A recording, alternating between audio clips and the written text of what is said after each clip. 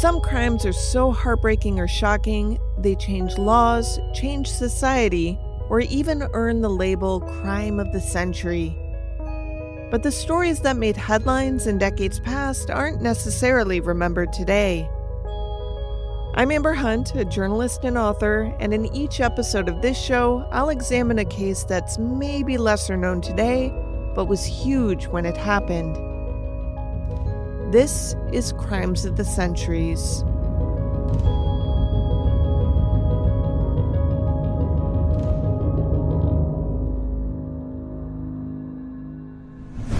On April 21st, 1945, two German aircraft were loaded with precious cargo and hauled to a runway just miles from the encroaching Soviet army.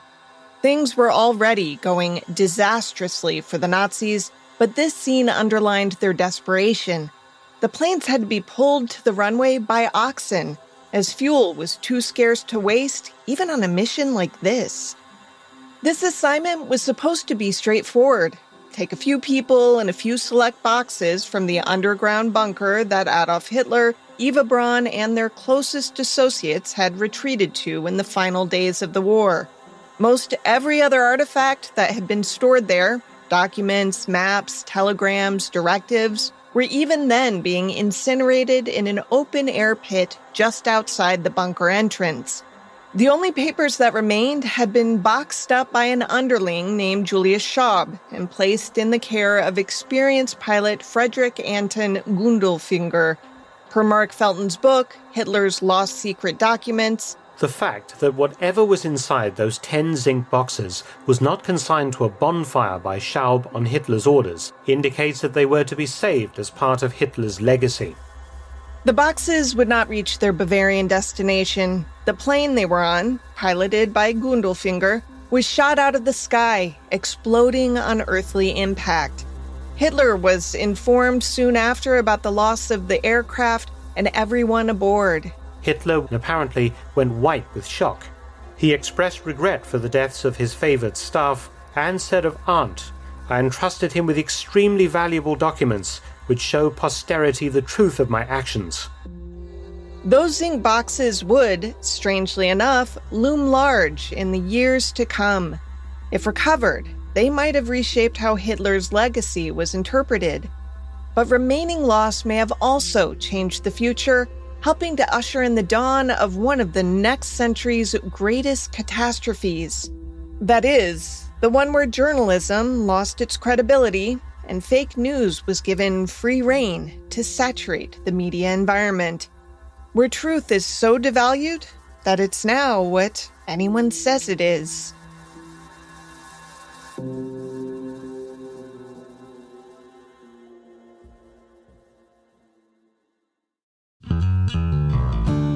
Crimes of the Centuries is sponsored by ButcherBox. Labor Day is behind us, which means the holidays are coming, and with them, a whole lot of family meals to plan. Yeah, nothing says festive like staring into the fridge at 4 p.m. wondering how you're going to feed a crowd. That's why I'm glad we've got ButcherBox in the mix. ButcherBox delivers over 100 premium protein choices straight to your door, including 100% grass-fed beef, free-range organic chicken, pork-raised crate-free, and wild-caught seafood. For nearly a decade, ButcherBox has led the industry with meat and seafood that's antibiotic-free, hormone-free, and independently verified. We've tried both their curated boxes and customizing our own, and either way, it's a relief knowing we've got high-quality proteins ready to go, whether it's a weeknight dinner or a holiday meal with relatives. Plus, every box ships free always and includes member-only perks like recipe inspiration, tips, and exclusive deals to help you make the most of every meal. As an exclusive offer, our listeners can get free protein in every box for a year, plus $20 off your first box when you go to butcherbox.com/COTC. Go to butcherbox.com/COTC to get this limited time offer and free shipping always. That's butcherbox.com/COTC. Don't forget to use the links so they know we sent you.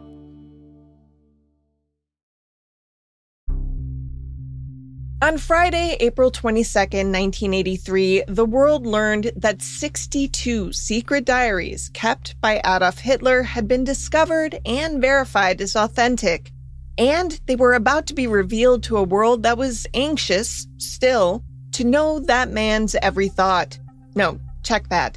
They wanted to know his every reason for doing what he had done, seek world domination and global subjugation while attempting to wipe out an entire faith with a soulless barbarism rarely seen in human history.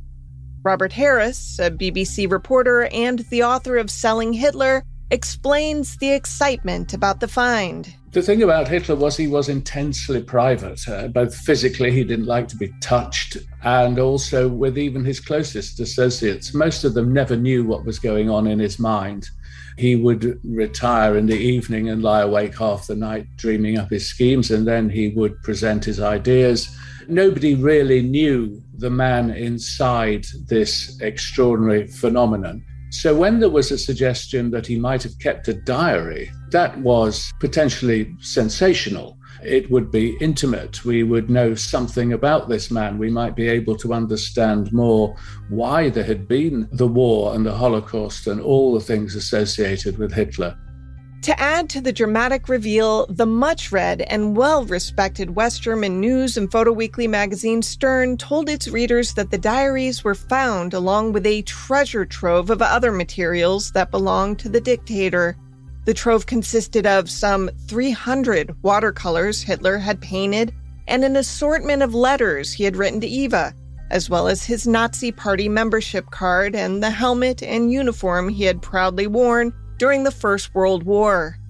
All of it had been salvaged from the wreckage of Gundelfinger's doomed aircraft almost 38 years before, the one that crashed just days before Hitler's death and quietly stashed away for decades. Over the years, these priceless relics had been hidden, sold off piece by piece, and finally reunited for the world to see. The finds were, in the 1970s and 80s, apparently far enough removed from the horrors of that war that interest in the Nazis, and in Hitler in particular, wasn't viewed as unseemly.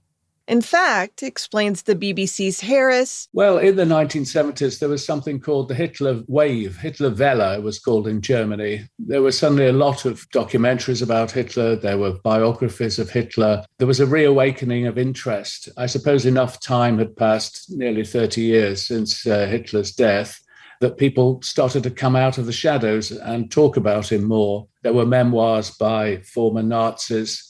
Albert Speer's memoirs were a huge success. In the undergrowth of all of this, a trade in relics of the Nazi era, especially anything connected with Hitler, also began to flourish.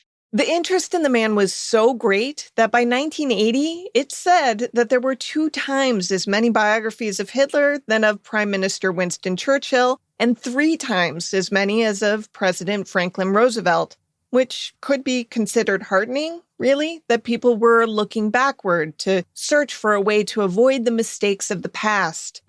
It was also something that, in some instances, morphed into the dangerous for those who wished to emulate the Nazis. Of course, there was always that tedious middle ground when the interest in Hitler became a creepy obsession with seemingly average citizens who wanted to own a piece of Hitlerana, his clothing, his paintings, his writings, his random doodads. That latter market was thriving now, especially in Europe, especially among those who, quietly, had never quite stopped admiring the man or his ideas. Of course, these never-before-seen diaries were not in the category of more doodads. They were so valuable as to be priceless, and so important that Stern had spent more than 18 months in negotiations and shelled out millions of Deutschmarks for the exclusive publishing rights. Now, pre-Diaries, Hitlerana was an odd market, one that was awash in fakes. Most finds, random whatnots and widgets, were found in East Germany or Soviet Russia, passed down with some story or pretend provenance that amateur collectors accepted at face value. So prevalent was the forgery market that even today, experts estimate that there are so many fake Hitler paintings out there that no one knows what a real Hitler painting even looks like. According to the New York Times' Christine Schutze, writing in 2019 when German authorities began to seriously question auction house sales of Hitler's alleged artwork, quote, Hitler did most of his painting before the First World War, after he was rejected from art school and before he volunteered for the German army. Once in power, he ordered the works collected, and he may have destroyed some of the more embarrassingly bad ones, end quote. In any case, even the casually interested took note when Stern announced that it would be publishing excerpts from these newly found and outright sensational private diaries of the Fuhrer that the magazine said had been verified by forensics and scholars as authentic. Now, that does not mean that other Hitler experts out there weren't already skeptical. Even before the first Stern installment dropped, newspapers were queuing up the serious doubters who had a lot of scholarly reason to believe the diaries were frauds. There was the seeming lack of evidence that Hitler wrote much, and there was, and is, no historical artifact that mentions him journaling or privately revealing his thoughts in a daily diary. Next, skeptics noted, Hitler's handwriting had been distinctive. It was spidery, tight, and tended to fall off downward to the right as he approached the end of a line or when he signed his name. He also had always written using a Gothic version of the German language that, by the 1980s, few people could even read. According to American handwriting expert and autograph dealer Charles Hamilton, who was shown samples of the diaries by a Newsweek reporter before Stern published them, quote, when Hitler did write, he always crowded his words. On the packages I saw, the words were much too far apart, and the lines did not collapse at the end in Hitler's characteristic downward slant. The writing lacked the tumultuous force of Hitler's pen. The handwriting was halting and indecisive because the document was drawn the way an artist would draw a picture, end quote. But Hamilton didn't go unchallenged. Others saw the writing as reflective of Hitler's personal deterioration as the war slogged on. Hamilton found that to be too easy an explanation. By the end of the war, he said, Hitler's Parkinson's disease was so advanced he could barely lift his arm, much less a pencil, to write long, reflective journal entries. Lastly, to those who questioned the diary's authenticity early on, what little of the text that had been leaked showed Hitler to be, well, a somewhat likable dude. British historian Norman Stone, one reviewer of the materials, even likened the diary's author to a, quote, Charlie Chaplin version of Hitler, end quote. For example, this Hitler praised English Prime Minister Neville Chamberlain as a smoothie, and Joseph Stalin as doing the right thing by gutting the Soviet officer corps. Odd praise, considering it nearly left the Soviets defenseless when Germany invaded. The diaries also included uncommon expressions of emotion that Hitler was hardly famous for. He wrote about having great empathy for Eva, who, in 1941, may have suffered a miscarriage or a false pregnancy. This Hitler tisk-tisked about how Joseph Goebbels, his chief propagandist, was harassing too many women they both worked with, and he was going to put a stop to that nonsense. A man ahead of his time. So #MeToo. This Hitler even suggested that he deliberately allowed more than 330,000 Allied troops to escape at Dunkirk, just to engender some goodwill should he ever want to negotiate peace with the English. And there was more. The diaries, for instance, had Hitler considering the relocation of European Jews to some vague resettlement camp in Russia. And just as a reminder, he wouldn't have been proposing to relocate the population of some small town. He was talking about nearly 10 million people. Compared to what he actually did, this sounded softer. Now, expert Hamilton found such musings implausible. In his book, The Hitler Diaries, Hamilton wrote, quote, there is in the diaries absolutely no evidence that he knew about the gas chambers, the crematories, the death camps, the shooting down of women and children, the mass graves with many victims being alive. We are led to believe that the Hitler of the diaries would never sanction such murderous conduct toward the Jews. In fact, in his mention of Kristallnacht, when mobs of Germans broke thousands of windows of Jewish stores, burned or destroyed 177 synagogues, and left the streets covered with broken glass, the Nazi dictator is apparently unaware of the extensive destruction and atrocities. He bemoans only the broken glass, end quote. Skeptics found it all too ridiculous, and they suspected they knew exactly why the Diaries took this tone and why that version of Hitler might prove appealing.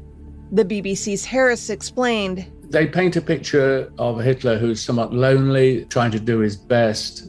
They showed him as being, for instance, Kristallnacht, the attack on Jewish property in 1938, that he was against that. He thought it had gone too far. They were a kind of rehabilitation of Hitler.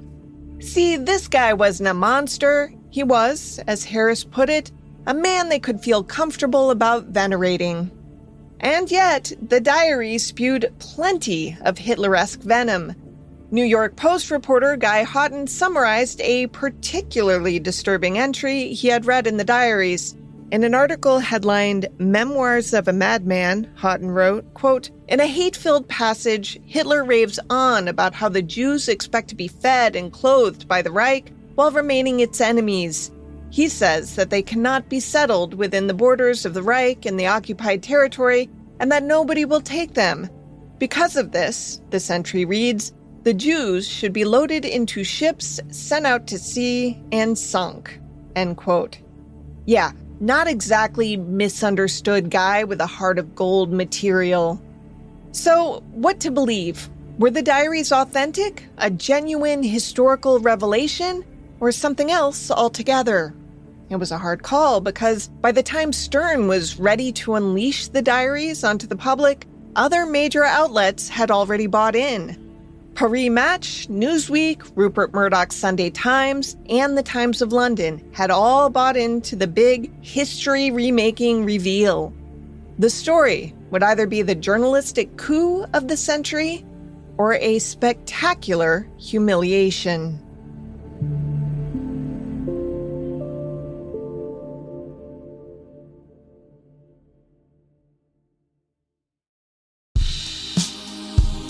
Crimes of the Centuries is sponsored by Cornbread Hemp.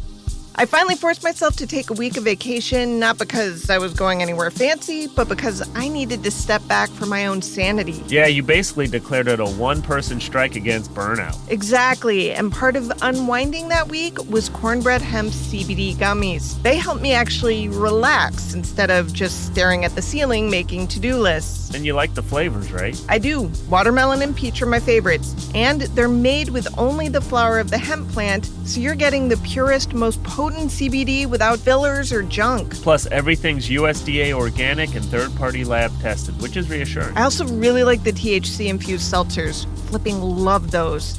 And right now, Crimes of the Century's listeners can save 30% on their first order. Just head to cornbreadhemp.com/COTC and use code COTC at checkout. That's cornbreadhemp.com/COTC and use code COTC. We all know that feeling. You finally manage to get away on vacation and the worrying starts. Will that bogus "Beware of Dogs" sign keep your home safe? What about that fake camera you set up? And will someone finally find your old hide and key rock? That's where ADT comes in. All that stuff, it's safe-ish. It seems fine when you don't really think about it, but you know it truly doesn't work. Instead, ADT provides security solutions that keep you actually safe, giving you real peace of mind. Because vacation is supposed to be, relaxing. Don't settle for safe-ish. Visit ADT.com today to learn more.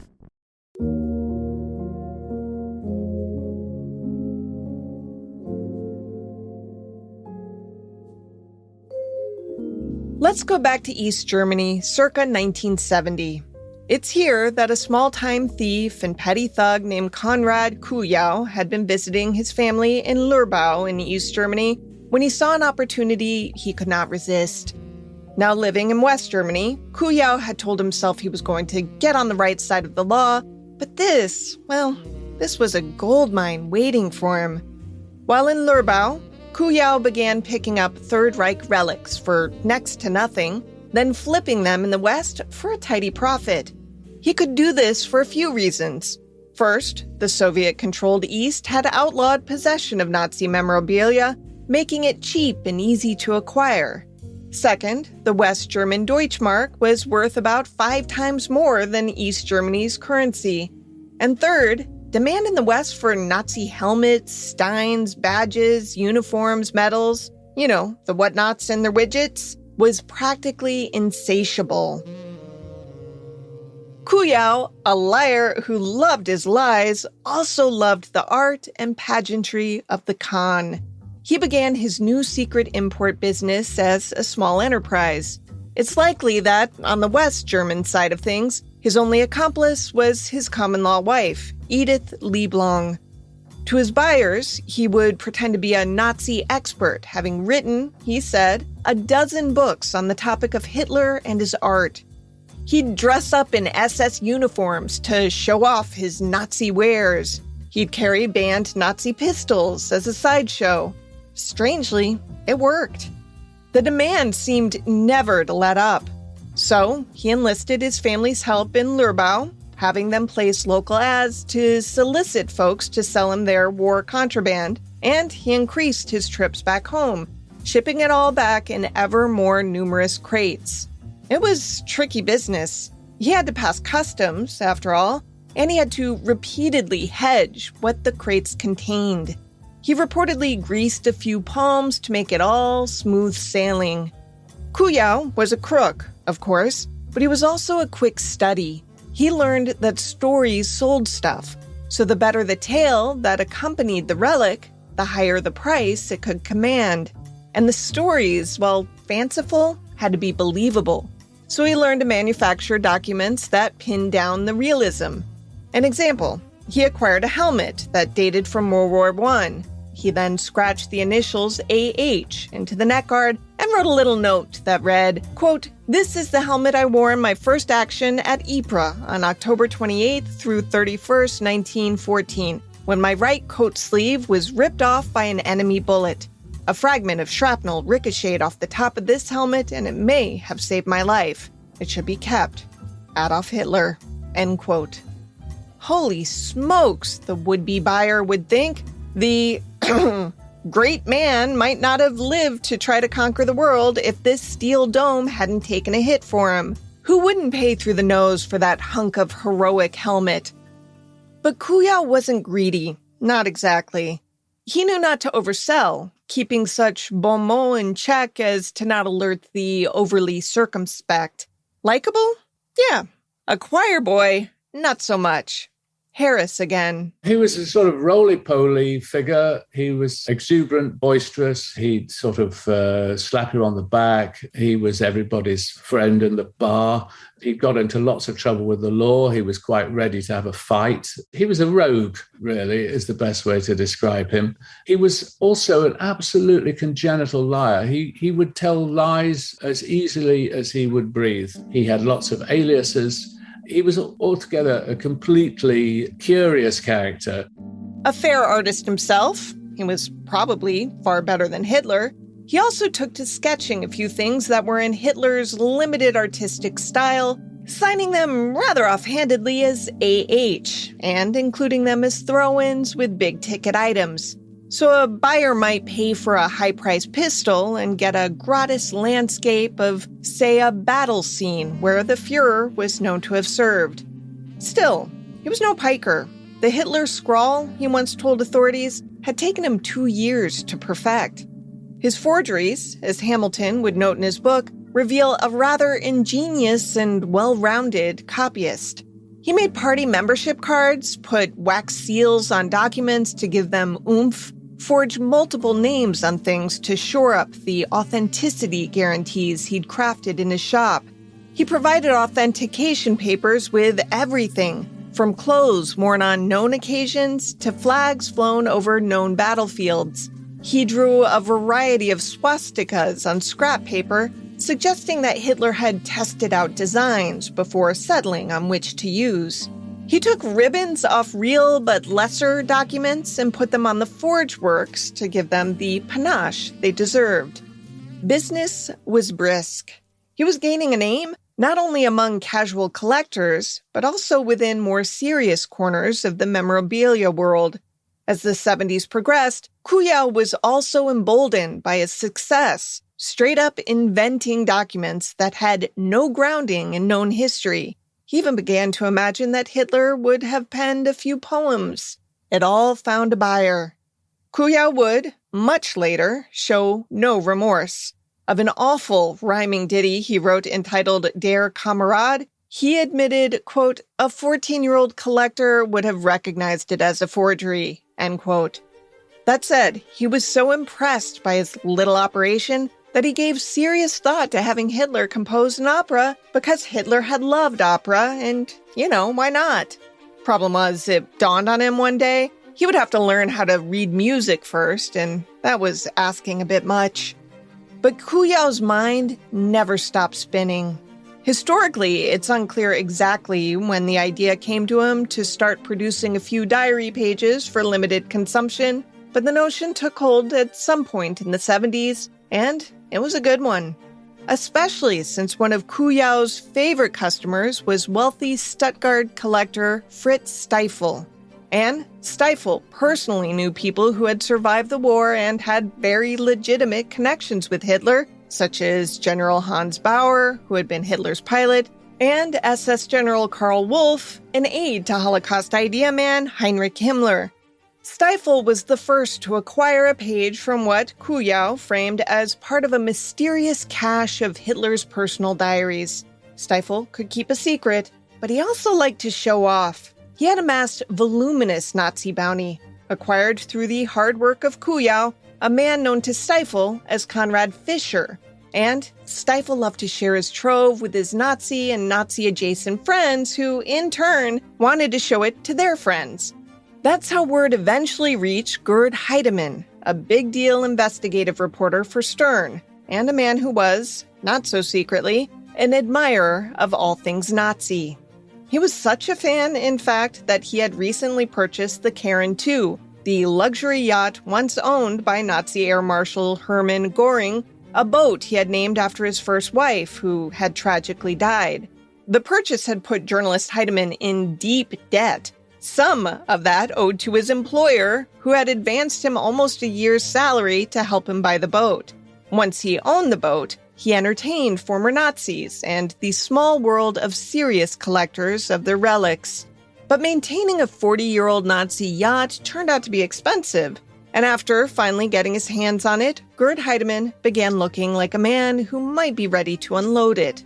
Word got out. People talked. The like-minded exchanged numbers. Soon enough, Fritz Stiefel contacted Heidemann and invited him to gape at his secret stash of Nazi paraphernalia and all that Hitler art, poetry, and doodadniks, all with authentication. Included was a tantalizing excerpt from a heretofore unknown Hitler diary. Maybe they could work a trade. Maybe they could exchange intel about who might be in the market for such Hitler-touched things as leaky boats and bad poetry. Heidemann was floored. The collection was impressive, but the diary page, that was the gold. It wasn't just a scoop, it was a career maker. Heidemann knew the value of a great story. He was, after all, the first journalist to track down and interview Klaus Barbie, the so-called Butcher of Leon, while Barbie was still in hiding. But this was something else entirely. The private thoughts of Adolf Hitler. What if there were more? What if he could read them? What if, better still, he could own a few himself? First, he would have to convince Stiefel to give up the identity of his mysterious supplier, still known only as Konrad Fischer, and persuade that supplier to share where he had found the diaries and where Heidemann might get more. When Kuyao/Fischer was asked by Stiefel to help out his friend, Kuyao balked. For more than a year, he dodged the reporter. Maybe it felt too risky. Maybe he was deciding what to do next. Heidemann was not a reporter for nothing. Hearing crickets from Stiefel's source, he decided to check out the circumstances of the airplane crash, which was said to be the mother lode of Hitler's most private stuff. He went to the site of the crash, a small town named Bernersdorfer near Dresden, and heard the long-told tales of how the locals had braved the flames, absconded with the boxes, hid them in barns for 40 years, and, given the paucity of opportunity in East Germany in the late 1970s, were now offering them for sale. Heidemann went back to Stiefel, who had added in another middleman to help reel in Kujau. Heidemann made an offer, the equivalent of $400,000 for the rest of the diaries, however many there were. The total was vague, but the excitement sure wasn't. Kujau, who had once even tried to buy back the original diary page from Stiefel, now saw the con growing into something bigger than he'd imagined. This wasn't small-time fakery anymore. This was real money. And soon, what was originally said to be 6 diaries up for discussion grew to be 27. Naturally, the price climbed too. Manfred Fischer, obviously no relation to the alias adopted by Kujau, was the managing director of Gruner & Jahr, the parent company of Stern. Heidemann had pitched the project as a once-in-a-lifetime journalistic and commercial opportunity. Serialize the diaries in Stern, syndicate the rights internationally, and bask in prestige and profit. Fischer agreed. The $400,000 Heidemann offered was Gruner & Jahr's money. The buyers-to-be then told the seller that he didn't even have to give up ownership. All the buyers wanted was the right to photocopy the material and publish it. Everyone at the table thought they were playing each other for advantage. Kujau thought he would make hay while the sun shone. In one pre-sale exchange, and in apparent show of good faith, Heidemann gifted Kujau/Fischer what handwriting expert Charles Hamilton later described as, quote, a collector's item of extraordinary rarity and value that would make his uniform collection of Third Reich leaders the finest in the world, end quote. In return, Kujau/Fischer gifted Heidemann with a rare oil painting, supposedly by Adolf Hitler. Small aside, both were fakes. Such is the criminal life. Anyway, the burst of mutual admiration served as an open invitation to Kujau to start making diaries. So anxious were the buyers and their representatives to seal the deal that they wrote in a letter to the still unknown to them dealer that, quote, should you prefer gold to currency, there would be an unlimited amount, end quote. All Kujau had to do now was produce the diaries.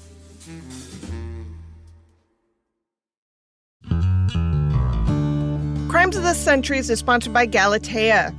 You ever tell yourself just one more chapter and then suddenly it's 2 a.m. and you need to know how the book ends? Oh yeah, you get sucked in and sleep is just collateral damage. That's me with Galatea. Their stories are so bingeable I can't put them down. And it's not like they're short on options. There are literally over 1,000 stories in there, everything from forbidden love to bad boy billionaires, shifter romance, fantasy, even teen drama. You just love those bad boy billionaire stories, don't you? Can't get enough of them. Galatea is a reading app where anyone craving a little me time can dive into a library of romance stories that leave you feeling recharged and fulfilled. And they're always adding new chapters and new series every week, so you never run out. Right now, Galatea is offering our listeners an extra 25% off on top of an already irresistibly affordable subscription when you go to galatea.com/COTC. That's GALATEA.com/COTC to indulge in unlimited stories for even less. Galatea.com/COTC. We all know that feeling. You finally manage to get away on vacation and the worrying starts. Will that bogus "Beware of Dogs" sign keep your home safe? What about that fake camera you set up? And will someone finally find your old hide and key rock? That's where ADT comes in. All that stuff, it's safe-ish. It seems fine when you don't really think about it, but you know it truly doesn't work. Instead, ADT provides security solutions that keep you actually safe, giving you real peace of mind. Because vacation is supposed to be, relaxing. Don't settle for safe-ish. Visit ADT.com today to learn more. To create the Hitler journals, Konrad Kujau sat down to fine-tune the Führer's penmanship and his Gothic German vocabulary. He knew he needed to have multiple reference materials that solidly chronicled the day-to-day placements and actions of Hitler. He had a lot of that already, being in the relic business, but he needed to comb his Rolodex for those ex-Nazis who had personally interacted with Hitler and had stories to tell. The diary bit that was in Steifel's possession had been a one-off kind of dalliance for Kuyao, a quick forgery he had dashed off using a magazine memoir as inspiration. No one with real authority had ever been asked to authenticate it. Steifel and Kuyao worked on a kind of blind trust. Stern, for the record, should have known better, but it made no initial effort to determine the validity of what it was being offered at, it should be noted, a mighty steep price. Per the agreement, Kuyao was required to come up with 2 or 3 full diaries every month. Proving most helpful to him was Max Domarus's 2-volume work, Hitler's Speeches and Proclamations, and Die Bild Zeitung, a right-wing tabloid known for its appetite for sensational WW2 stories. These sources helped Kuyao mirror the tone and chronology of Hitler's daily life without having to invent every detail himself. And as for the production quality, he didn't overthink it. From a piece by Irish-based YouTube channel QXIR. He spent a month practicing Hitler's handwriting, took an old notebook, attached a black ribbon from a genuine SS document, and fixed it to the cover using a German army wax seal. Then he aged the book by applying tea to the pages and beating the dog shit out of it against his desk. To make it all look authentic. The first delivery consisted of 3 diaries handed over to Heidemann on February 17, 1981. The next day, Heidemann delivered the books to Manfred Fischer of the Stern publisher's office.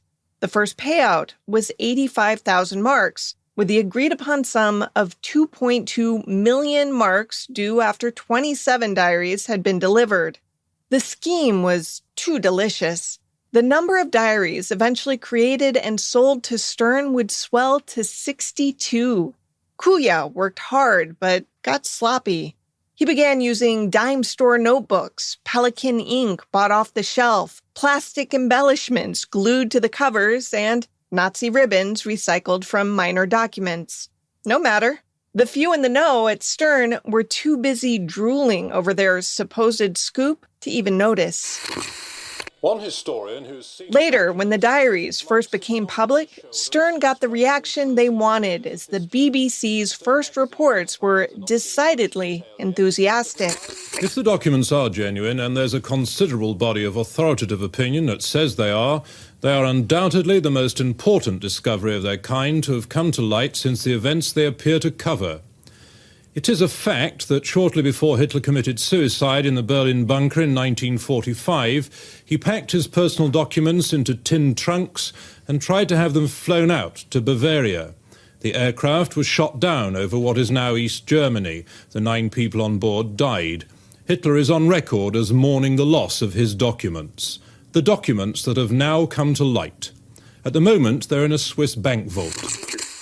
Stern's editors were delighted by the obvious wisdom of their investment.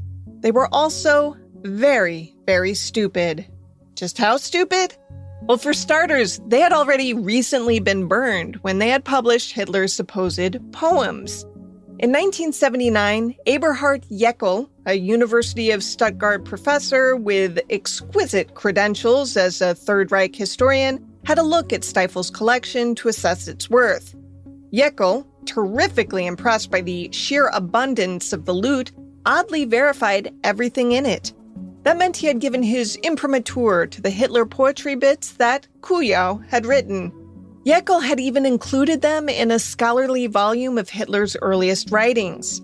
Shortly after that publication, a Munich archivist recognized one of the poems as having been written during World War I by Nazi poet Heribert Menzel. Horribly embarrassed, Jäckel was required to stipulate that some of the poetry attributed to Hitler, a young German army corporal at the time of the supposed writing, was bogus. Later, he turned over all 76 Hitler-signed poems to the Hamburg district attorney as evidence of fraud. So, yes, Stern editors already knew the newfound diaries were coming from the same mysterious supplier behind the fake poetry. They didn't know his name, but they knew the cover story. A West German middleman buying artifacts from East German peasants who had looted the wreckage of a Nazi plane in 1945. Records show that red flags, at some point, went up at Stern, but came down just as quickly. The management at Stern would later say they were trying to keep a lid on their big scoop. They said they wanted to limit the number of people who knew the diaries even existed. They worried about letting any competition know for fear of a bidding war. They even gave the project a cloak and dagger code name, Operation Green Vault. That meant, they would later say, that they regrettably asked very few questions. Indeed, Stern had ample opportunity to talk to those who had worked alongside Hitler for years. Secretaries, adjutants, and bodyguards who had survived the war were still alive and could have easily authenticated his handwriting or turn of phrase. Most knew that he wrote little, typically dictating his rantings and speeches for someone else to write down. And he was not known to have been particularly introspective. In fact, Mein Kampf, his infamous political treatise, was not something he had slavishly typed out in 1923 while serving time for staging an attempted coup. He dictated it to his chauffeur, Emil Maurice, and to his early deputy, Rudolf Hess. So yeah, the whole private diary angle should have raised more than a few eyebrows. And yet, few people flinched. The journals were on a fast track to publication. They made a pit stop to be translated into modern German, but by now, Kujau was producing one diary a week. There's this saying about there being honor among thieves. In this case, not so much. Heidemann was, in fact, charging Stern more than he was telling or sharing with Kujau. In the end, there would be an accounting of the money and, depending on whom you ask, somewhere between 1 and 5 million in Deutschmarks was missing. It was assumed to have gone to Heidemann. Kujau seemed unfazed. He figured that when the boom fell, and he seemed pretty sure it would land on Heidemann for being so ridiculously gullible. That may explain why Kujau began to kind of wing it, going rogue on some topics while ignoring others entirely. Maybe he understood marketability or popular taste. For instance, he had Hitler mention that Eva Braun got a puppy, but conveniently left out major history-defining battles. Priorities. Still, there were a few revelations that headlined the importance of the diaries and upped their value. First, Kujau wrote that Hitler despised some of his closest advisors, people like Joseph Goebbels, his chief propagandist. Second, he claimed that Hitler had personally approved Rudolf Hess's bizarre 1941 solo flight to Scotland in a failed attempt to negotiate peace with Britain. Third, Kujau painted Hitler as a reluctant warmonger forced into conflict by aggressive generals. And, most implausibly, that Hitler had been blissfully unaware of the Holocaust. Maybe, with the price of the diaries having reached so high, Kujau wanted Stern to get its money's worth. As the diaries kept appearing and Stern kept paying, they were in for about 4 million Deutschmarks by the end of 1982, the magazine decided to offset their expense by selling publishing rights to some big hitters worldwide. To shore up their pitch, they engaged 2 experts to cover the question, are they real? Hamilton, himself an expert, wrote in the Hitler diaries that neither of the 2 experts chosen by Stern to do the verifying were familiar with Hitler's script, nor could they read German. A few days later, potential co-publishing partners were lured to the Swiss bank vault, which held the 2-foot-high stack of diaries, as well as all of Steifel's collected crap, his battle flags and paintings and swastika banners and weapons and badges and extraneous Nazi glitter. For the most part, the spectacle did its job. Media magnate Rupert Murdoch knew this was a surefire moneymaker and circulation booster. The BBC's Harris again. Well, I think that Murdoch saw in it the commercial potential above all. He was building, we're talking 1983, this was really the beginnings of his global empire. Newspapers in Britain, Australia and America, film production, book publishing. He saw in this global story of the Hitler Diaries an opportunity to make a lot of money and what they call synergy, corporate synergy, that he could publish the book, serialize it in his newspapers, make a film about it. Now, that's all true, but before he waded in too deep, Murdoch wanted some assurance that he was getting what he was going to pay for. He sent Hugh Trevor Roper, an English lord and renowned expert on the Third Reich, to be his eyes that day in the bank vault. And Trevor Roper was dazzled. Peter Koch, the editor of Stern, was on hand to add more luster to his pitch to the Murdoch associate, telling him that he personally knew the Wehrmacht officer who pulled the zinc crates from the Inferno that day in April 1945. I think the technical term for that is pants on fire. Trevor Roper was also explicitly assured that German experts had already authenticated both the handwriting and the paper stock. The Englishman wanted some time to think about all this, but Murdoch demanded a decision. The time to ponder wilted under such pressure. Trevor Roper gave it his very important blessing. On April 9th, 1983, Murdoch offered $2.5 million for American serial rights and an additional $750,000 for British and Australian rights. That's $3.25 million. That deal would have been worth about $10 million today if you're going by boring inflation math. But by Murdoch's math, the kind that multiplies across headlines, books, films, and global syndication, it was like placing a $1 billion bet. Newsweek followed with a lowball offer, but quickly upped it to $3 million, contingent on authenticating the materials. The authority they tapped was Gerhard Weinberg, a highly respected historian at the University of North Carolina. Weinberg was extremely cautious. He gave Newsweek an itemized list of reasons the diaries could be fake. But maybe, he hedged, just maybe, they weren't. The people at Stern now took the opportunity to get greedy. After already having shaken a few hands on the deal, they thought they'd up the stakes, playing each of the bidders against each other.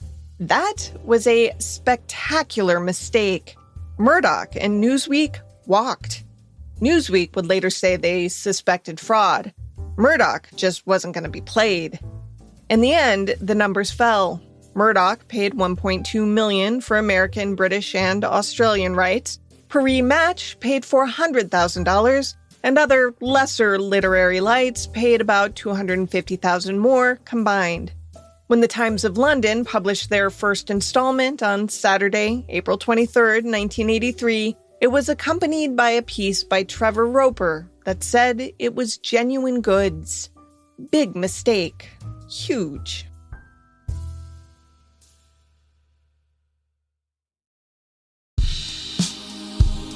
Hey everyone, quick break to tell you about something new for Crimes of the Centuries. Yeah, you can watch Amber record her scripts on YouTube, complete with visuals. That's right. The page is live, the username is @Centuries_pod, and it's a fun way to see the behind-the-scenes process instead of just hearing the final audio. It's basically like catching her in the act, except this time the crime is talking too much about history. Guilty as charged. You see what I did there? And if you're the type who hates ads, even self-promotional ones like this, there's an easy fix. Right. You can join Crimes of the Century's Apple subscription for ad-free episodes and bonus content, or go to the Grab Bag Collab Patreon page to support Amber's work across all the shows. So check out the new YouTube channel at youtube.com/@CenturiesPod. That's the @sign, then CenturiesPod, all one word.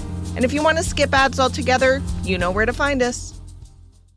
We all know that feeling. You finally manage to get away on vacation and the worrying starts. Will that bogus "beware of dogs" sign keep your home safe? What about that fake camera you set up? And will someone finally find your old hide-and-key rock? That's where ADT comes in. All that stuff, it's safe-ish. It seems fine when you don't really think about it, but you know it truly doesn't work. Instead, ADT provides security solutions that keep you actually safe, giving you real peace of mind. Because vacation is supposed to be, relaxing. Don't settle for safe-ish. Visit ADT.com today to learn more. As I mentioned earlier, the day before the first installment of the Hitler Diaries was set to run, on that Friday, a Newsweek reporter approached Charles Hamilton with copies of the diary in hand. Hamilton had decades of reading Hitler's words in the original scrawl. He gave the pages a few seconds of his time and said, "That's not Hitler's handwriting." The bright light of media scrutiny fell on a bevy of fresh experts. Some, like Hamilton, were adamant in their verdicts. Others waffled.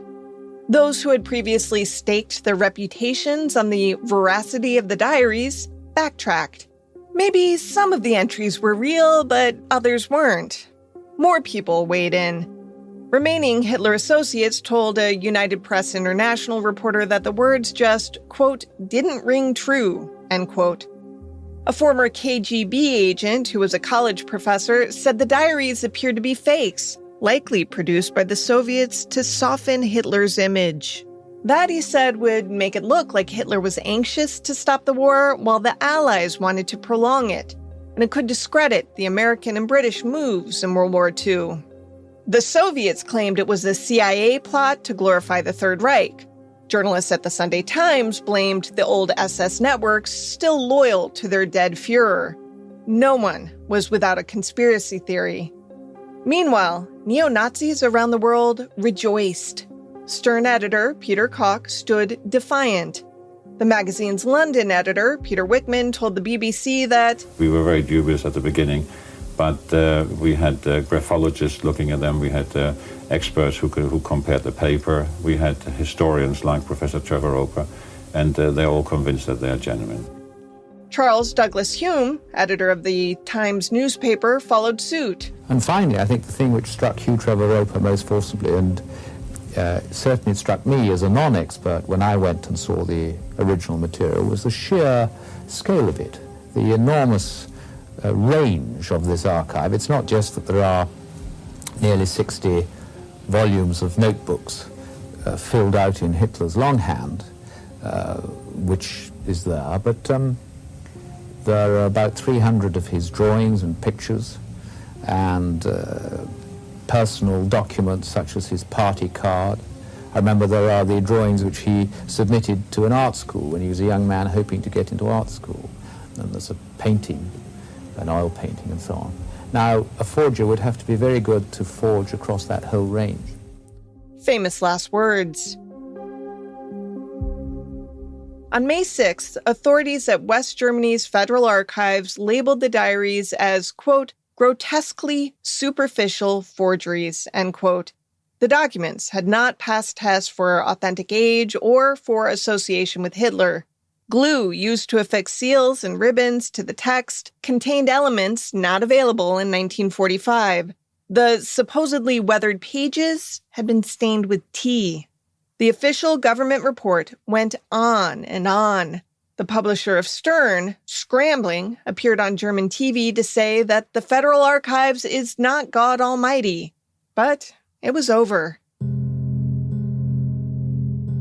Soon enough, the publication of the diaries ceased, and people began to look for the guy behind the scam. Their first stop was Gerd Heidemann, who swore up and down to his bosses and to authorities that he had been acting in good faith. On May 14, 1983, Konrad Kujau, age 44, surrendered to police at a Bavarian border post. He was being held on charges of fraud when, 2 weeks later, he implicated Heidemann as knowing all along that the diaries were not real. In his own confession, Kujau had kept his sense of humor, signing it, "Yours truly, Adolf Hitler, alias Konrad Kujau." According to the Washington Post, neighbors in the village of Bissingen recalled Kujau grumbling about working day and night on a book about Hitler for Stern magazine. Koch and fellow editor Felix Schmidt resigned, albeit with nice golden parachutes, and 200 Stern journalists staged a sit-in to denounce the magazine's lack of consultation with its own reporters and criticizing what they saw as a growing anti-American slant in its editorial leadership. Ultimately, the West German court had their say on July 8, 1985. Judge Hans Ulrich Schrader said, quote, Stern acted with such naivety and negligence that it was virtually an accomplice in the fraud, end quote. Schrader then said he was convinced that Heidemann had embezzled the missing money, but he had no proof of that. Alas. All he could do was sentence Heidemann to 4 years, 8 months in prison, while Kuyau got 4 years, 6 months. Kuyau's common-law wife, Edith Lieblong, got 8 months of probation for helping Conrad in his efforts. Stern's circulation tanked, as did its ad sales. An early 90s estimate of the magazine's loss due to the forgeries was about 19 million marks, but it recovered. In the early 2000s, the magazine was selling about 1 million copies a week. It's still in business, though with a reduced circulation of about 300,000 per 2023 numbers. And now, as I said at the start of the episode, let's talk about the broader damage of the Hitler Diary hoax, the kind not measured in lost revenue, but in public trust. More specifically, what exactly was the fallout when extremely well-respected purveyors of truth willingly, or just stupidly, tainted the truth for gain? The BBC's Harris again. I do think it did damage to journalists and to, the reputation of the whole business of journalism. And in a sense, you can trace in it the beginnings of a certain pollution of truth in mass communication, that it wasn't necessarily always going to be the truth and that you had to be more skeptical. We live in a trashier age, more dumbed down age, and the Hitler Diaries was a staging post on the way to that, I think. Maybe it was ever thus. Sophocles once famously said, "What people believe prevails over the truth."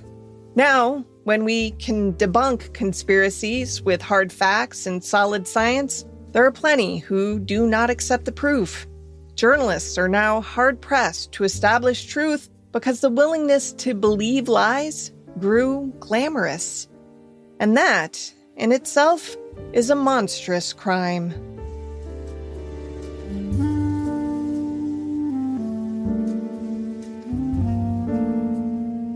To research this case, journalist Amy Wilson read The Hitler Diaries by Charles Hamilton, as well as Selling Hitler by Robert Harris.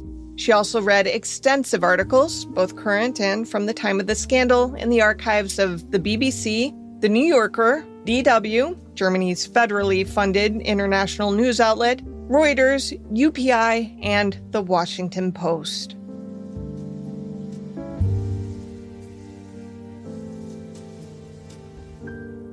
Crimes of the Centuries is available early and ad-free through Grab Bag Collab. Join us at patreon.com/GrabBagCollab to hear not just exclusive content related to this show, but to also get access to several other shows on our profit-sharing network. Unless noted in the citations, this show was researched and written by me, Amber Hunt, and produced by Amanda Rossman and Henry Lavoie.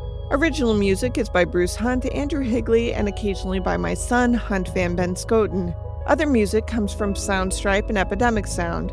If you like the show, help us out by rating and reviewing us on Apple Podcasts.